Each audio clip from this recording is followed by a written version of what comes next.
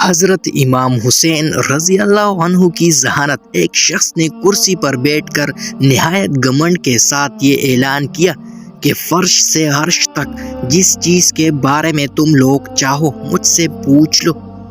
اتفاق سے وہاں حضرت امام حسین رضی اللہ عنہ کا گزرنا ہوا تو آپ رضی اللہ عنہ نے اس کا غرور توڑنے کے لیے فرمایا، اچھا بتا تیری داڑھی میں جو بال ہے وہ طاق ہے یا جبت؟ وہ لاجواب ہو کر خاموش ہو گیا۔ پھر لوگوں نے دریافت کیا کہ اے امام، آپ رضی اللہ عنہ ارشاد فرما دیجیے۔ تو آپ رضی اللہ عنہ نے فرمایا کہ داڑھی کے بال جبت ہے۔ مغرور نے کہا کہ اس کی دلیل؟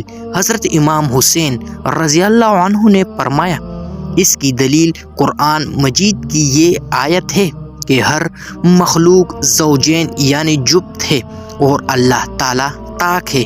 یہ سن کر وہ گھمنڈی بے حد شرمندہ ہوا۔ قرآن مجید میں ایک اور جگہ ارشاد ہے، ترجمہ، اور ہم نے ہر چیز کا جوڑا پیدا کیا ہے۔